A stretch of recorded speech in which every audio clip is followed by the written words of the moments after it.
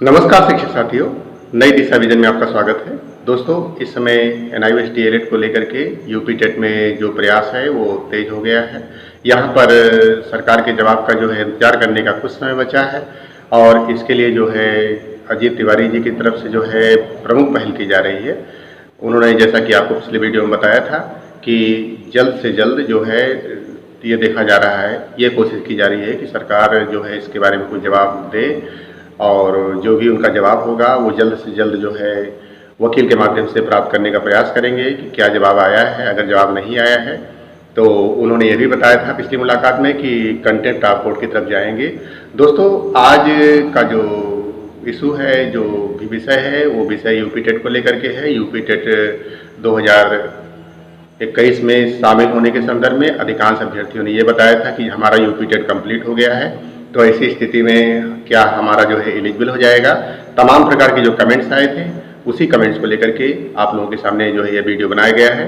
दोस्तों, जैसा कि यूपी टेट 2019 में उत्तर प्रदेश सरकार की तरफ से परीक्षा नियामक प्राधिकारी कार्यालय से इस बार यह कह करके रोक लगाई गई थी कि इन्हें जो है एनसीटी ने जो है मान्यता नहीं दी है, मतलब ये जो कोर्स है 18 महीने का है, इस कारण इनको मान्यता नहीं दी गई। तो इस संदर्भ को लेकर के अभ्यर्थियों ने कोर्ट किया था, पहला केस किया था। जो पहला केस था वो इलाहाबाद हाई कोर्ट में 18/181/2019 था, जो कि सोमनाथ अग्रहरि जी, आदर्श श्रीवास्तव जी और अन्य जो थे अभ्यर्थीगण उनकी तरफ से लड़ा गया था। और इस केस की सुनवाई जो है हुई, बीच बीच में काफ़ी जो है पेंडेमिक सिचुएशन बनी, कोरोना वायरस की भी सिचुएशन बनी और वो केस की अधिकता को देखते हुए बार बार इस केस को जो है टाल दिया गया, इसकी सुनवाई टाल दी गई। तो इस कारण ये अभी तक जो है पेंडिंग कंडीशन में है। और इसी प्रकार से दूसरा केस लखनऊ खंडपीठ में किया गया था। तो यूपी टेट को लेकर के जो प्रमुख केस किया गया था 18/181 किया गया था। इसी के समानित या समांतर एक केस जो है अजीत तिवारी जी की तरफ से लखनऊ खंडपीठ में किया गया और यूपी टेट में मान्यता यानी मान्यता के संदर्भ में था ये।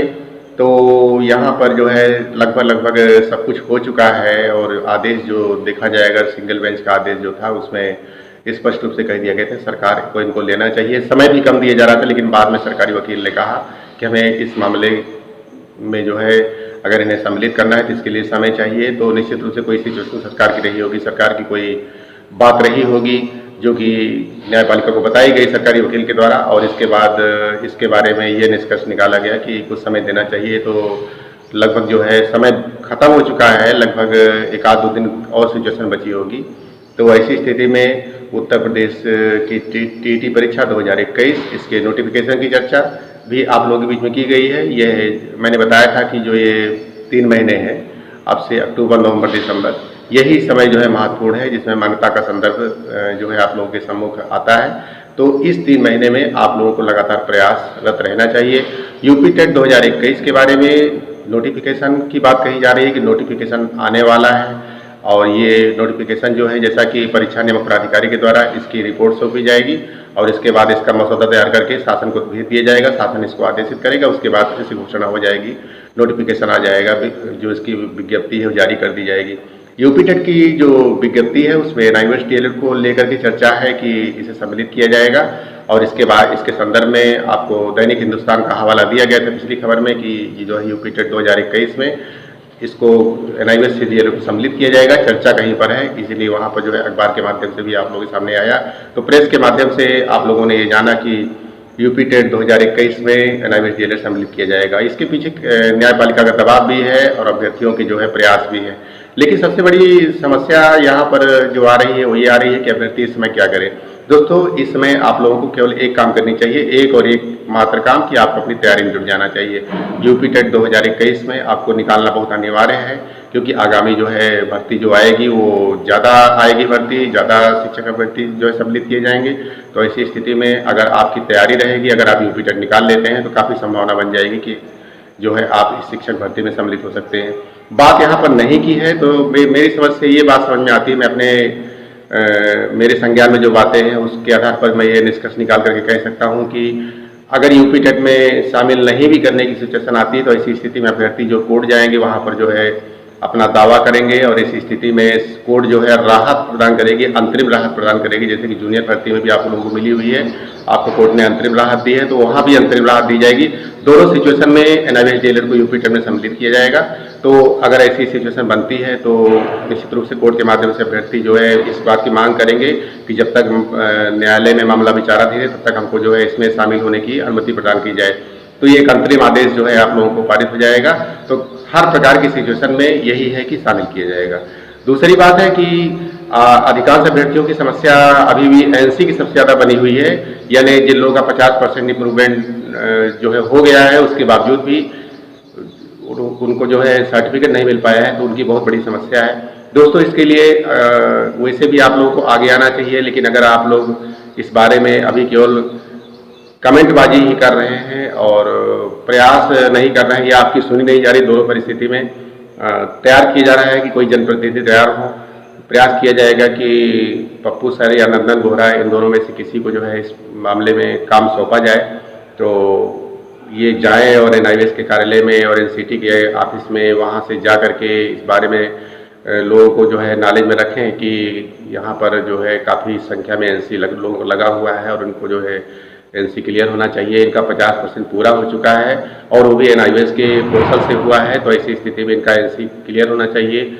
ये बात उठाई जाएगी और इसके बारे में संघर्ष किया जाएगा, तभी जाकर के जो आगामी सिचुएशन है उसमें एनसी हटे। क्योंकि अधिकांश अभ्यर्थियों ने बताया, प्रयागराज से रिपोर्ट आई और इसी तरह से रांची से आई और वेस्ट बंगाल से भी रिपोर्ट आई है कि एनसी के लिए लोगों ने बात की है कि हमारा इम्प्रूवमेंट हो गया है क्षेत्रीय कार्यालय में और हमारा इम्प्रूवमेंट हो गया, 50% ऊपर हो गया, लेकिन हमारा एनसी नहीं हटा। तो उसके बारे में कोई भी जवाब उन्होंने नहीं दिया। और कुछ रीजनल सेंटर से जानकारी मिली कि जो कुछ भी होगा वो एनआईवीएच के द्वारा ही होगा, एनआईवीएच अगर बताएगा तो किया जाएगा। तो दोनों परिस्थितियों में यह बात समझ में आती है कि क्षेत्रीय कार्यालय अपने मन से कुछ नहीं करेगा। तो ऐसी स्थिति में क्या सिचुएशन बनती है, अब देखिए, इसमें आगामी समय में वार्ताएं आप लोगों के बीच में प्रसारित की जाएंगी।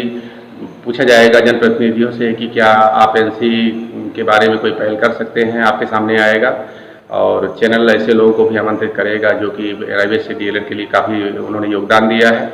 ऐसे ही कुछ लोगों का चुनाव आप लोग करेंगे और इसके बाद फिर उनके माध्यम से जो है इस बात की पहल रखी जाएगी एनआईवीएच के हेड ऑफिस में और एनसी ऑफिस में, और एनआरसी में भी इस बात को रखा जाएगा, नार्दर्न रीजनल कमेटी, वहाँ पर भी इस बात को रखा जाएगा कि आप लोगों का एनसी क्लियर हो। आप लोगों के सर्टिफिकेशन में प्रॉब्लम है तो सर्टिफिकेशन की प्रॉब्लम तो आपकी दूर हो जाएगी, क्योंकि वहाँ पर अगर जो अभिलेख या साक्ष्य आप प्रस्तुत करेंगे वो वहाँ पर मान्य होंगे। बशर्ते आपको ध्यान रखना है कि कोई भी संशोधन कराने जा रहे हो तो आपको अपने अध्ययन केंद्र की मुहर जरूरी है और उनके माध्यम से एक पत्र लिखवा लीजिए सेवा में जिसके द्वारा दे रहे हैं, उसके बाद विषय डाल दीजिए, उसके बाद स्टडी सेंटर कोऑर्डिनेटर की तरफ से अगर आप पत्र डलवाएंगे तो ज़्यादा अच्छा माना जाएगा। इसको ध्यान रखिएगा, एक पत्र आप बनाएं और एक पत्र स्टडी सेंटर कोऑर्डिनेटर की तरफ से आप लिख करके जाए, उनकी मुहर साइन करवा लें। क्योंकि यह बात एकदम तयशुदा मानिए कि डायरेक्टली आपका कोई काम नहीं होना है। आप अपने क्षेत्रीय जाएंगे तो प्रॉपर वे में जाएंगे, जो है स्टडी सेंटर कोऑर्डिनेटर के माध्यम से जाएंगे तो आपकी बात सुनी जाएगी। तो ध्यान रखिएगा कि 2 पत्र बनवाइएगा। एक पत्र जो है आपको जो है स्टडी सेंटर कोऑर्डिनेटर के लिए बनाना है, उसमें पत्र का प्रारूप भी मैं दे दूंगा, क्या हो सकता है उसका प्रारूप, और उसके बाद जो है उसको लेकर के अपने क्षेत्रीय कार्यालय जाएं और अपना नाम और डेट ऑफ बर्थ करेक्शन की पहल करें और बताएं कि यहाँ पर जो है इस कारण से हमारा नहीं हो पाया। ज़्यादातर समस्या लोगों की नेट वाली है, क्योंकि लोगों ने नेट से फार्म भरवाया था एनआईवीएच डीएलएड का, तो ऐसी स्थिति में उनका जो है एनसी और अन्य चीज़ें क्लियर उनका नेम करेक्शन और डेट ऑफ बर्थ करेक्शन और तमाम प्रकार की जो है बातें गलत हो गई। बाद में पोर्टल खुला था करेक्शन का, लेकिन लोगों ने ध्यान नहीं दिया, तो ऐसी स्थिति में उनका जो है डेट ऑफ बर्थ या पिता का नाम या माता का नाम या उनका स्वयं के नाम में कुछ त्रुटि आ गई। तो ये कोई बहुत बड़ा इशू नहीं है। आप रजिस्ट्रेशन के समय में जो आपने किया था आपके पास परिचय पत्र होगा और इसके बाद स्टडी सेंटर कोऑर्डिनेटर से भी करेक्शन के बारे में लिखवा लीजिए, सही नाम गलत नाम, जैसे कि हाई स्कूल की मार्कशीट में जो प्रारूप बनता है उसी प्रकार से आप लोग अपना एक प्रारूप बना करके और उस पर स्टडी सेंटर कोऑर्डिनेटर का मुहर साइन करवा करके उसको जो क्षेत्रीय कार्यालय में जाए, तो आप बताइए कि हमारा जो है करेक्शन होना है और इसकी वजह ये पूरा का पूरा आपकी बात सुनी जाएगी। वहाँ पे जो रीजनल डायरेक्टर हैं उनसे भी आप लोग मुलाकात कर लीजिए, लेकिन बशर्ते मैंने एक लिंक शेयर की थी ग्रुप में, इस वीडियो के लास्ट में भी शेयर कर दूंगा, तो आप उस लिंक को ज्वाइन हो जाइए और वहाँ पर अपनी बात रखिए, तो उससे आपको और साथी आपके मिलेंगे और वहाँ तमाम समस्याएं एजेंसी की हैं जो है, तो वो लोग आपस में बातें करते रहते हैं, तो ये संख्या क्लियर हो जाएगी कितने लोग हैं। उसके बाद फिर आप लोग इकट्ठे होकर के जाएँ, जिसका जो क्षेत्रीय कार्यालय हो तो ज़्यादा ठीक रहेगा, क्योंकि संघे शक्ति कलयुग है और संगठन में ही ताकत होती है। आप लोग अपने संगठित होकर के नहीं आते हैं, इस कारण अकेले अकेले प्रयास करने से कभी कभी निराशा हाथ लगती है। तो आप लोग इसको पहली बात तो संगठित होकर के आएँ और ये पता लगे कि कितने लोगों का नेम करेक्शन है और कितने लोगों का है। तो एक ग्रुप बना हुआ है, उस ग्रुप को आप ज्वाइन कर लीजिए और उसके बाद जो है अपनी मेहनत और परिश्रम करिए उसके बारे में, और साथ ही साथ फार्म भी डाल दीजिए। और नोटिफिकेशन अब निकलने वाला है, और जो अजीत तिवारी जी की टीम है वो लगी हुई है, अन्य टीमें भी लगी हैं, लेकिन उनके बारे में भी कोई जो है टेलीफोनिक बात नहीं हो पाई है, किसी कारण से नहीं बात हो पाई। तो जो भी गतिरोध होगा दूर किया जाएगा और आप लोगों के सामने बातें आएंगी, और क्या क्या होगा उसके बारे में आप लोग अपना जो है ओपिनियन कमेंट में लिखें। तो यूपी टेट 2021 की तैयारी जो है करते रहे, ये सबसे पहला जो है आपका अहम बिंदु होना चाहिए। और साथ ही साथ टीम प्रयास कर रही है कि आप लोगों को जो है, जो आपका मान्यता का संदर्भ है वो लगभग ठीक ठाक हो जाए, सब कुछ परिस्थितियाँ ठीक हो जाए। और आज की वीडियो में इतना ही। और अगर आपने ज्वाइन नहीं किया है तो अपना ग्रुप जो है लिंक में शेयर कर रहा हूँ, उसको ज्वाइन कर लीजिएगा। साथ ही अगर आप चैनल पर नए हो तो चैनल को सब्सक्राइब कर लें और बेल आइकन दबा दें ताकि आपको नोटिफिकेशन मिल सके, क्योंकि नई दिशा विजन की वीडियो आपको व्हाट्सएप और कहीं पर शेयर नहीं मिलेंगे। आप लोगों को खुद जो है यूट्यूब पर आकर के इसको सर्च करना पड़ेगा, ये बात आपको अच्छी तरह से पता होगी। और आप आकर के ही सर्च किया अगर नई दिशा विजन को, तभी आपको यहाँ की से वीडियो प्राप्त होंगी। जो भी घटनाएं होंगी मैं उसका वीडियो अनवरत लगातार डालता रहूँगा, जब तक आपका गतिरोध है तब तक वीडियो पड़ता रहेगा। तो मिलते हैं आपसे अगली वीडियो में। नमस्कार, जय हिंद।